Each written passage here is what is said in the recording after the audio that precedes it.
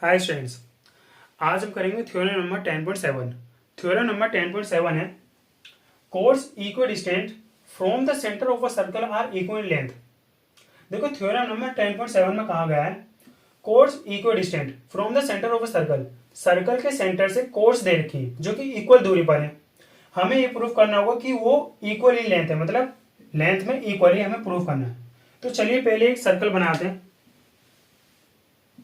ये रहा एक सर्कल, कुछ कुछ सर्कल की तरह। ये दोबारा बनाते हैं, एक बार ट्राई करते हैं,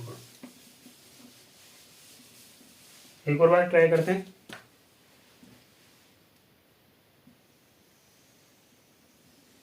ठीक है, अब ठीक है, थोड़ा बहुत ठीक है। ये रहा एक सर्कल। इस सर्कल का सेंटर कुछ यहां पर होगा, कुछ यहां पर। कोर्स दे रखी है हमें, ये रही कोर्स, मतलब दो कोर्स दे रखी है जो कि सर्कल के सेंटर से इक्वल दूरी पर है। देखो यहाँ पे इक्वल दूरी कहने का मतलब है कि ये और ये लाइन बराबर है और ये लाइन इस लाइन के साथ 90 डिग्री एंगल बना रही है और ये भी लाइन इस लाइन के साथ 90 डिग्री एंगल बना रही है। इक्वल डिस्टेंट कहने का मतलब यहाँ पर ये है।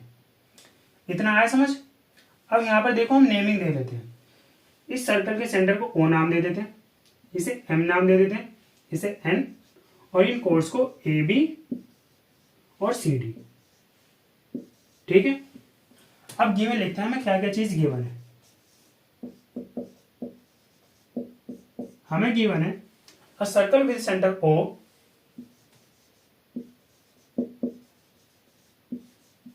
A circle with centre O in विच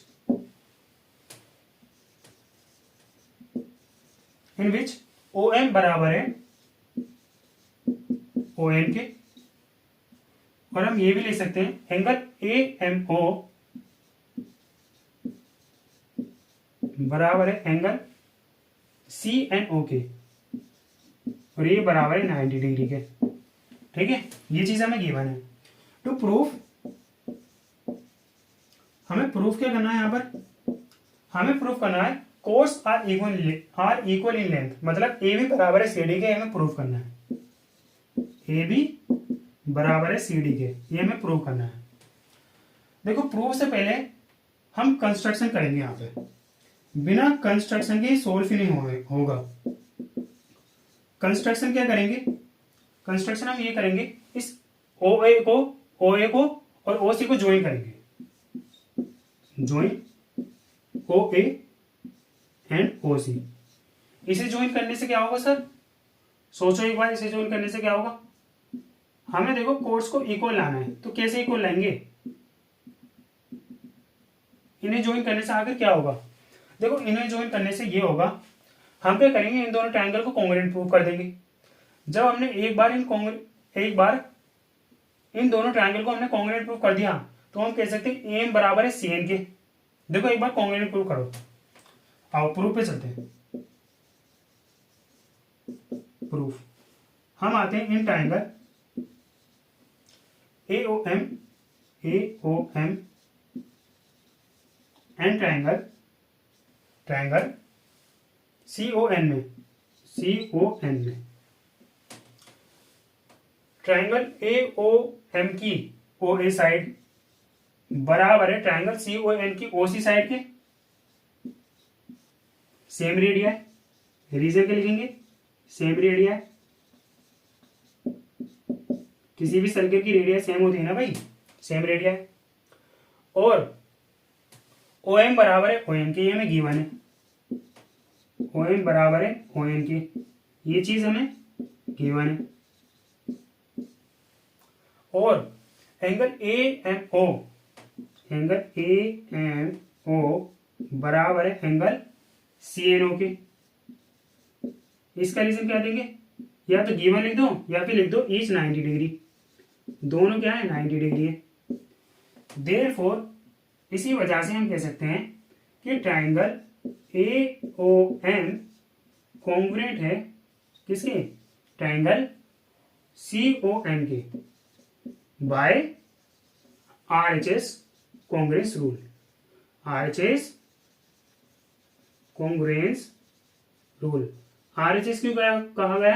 क्योंकि ये देखो दोनों राइट एंगल ट्रायंगल बन रहे हैं, और जब भी हम किसी भी दो राइट एंगल ट्रायंगल के एक हाइपोटेनस साइड और एक 90 डिग्री एंगल और कोई भी बेस और परपेंडिकुलर में से कोई भी एक साइड बराबर कर दें, तो हम कह सकते हैं वो दोनों ट्रायंगल एक दूसरे के कॉन्ग्रुएंट होते हैं बाय RHS कॉन्ग्रुएंस रूल। ये हम चैप्टर नंबर 7 में पढ़ चुके हैं।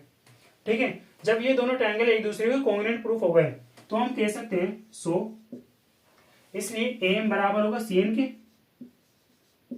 एम बराबर होगा CN के। इसका रीजन क्या देंगे?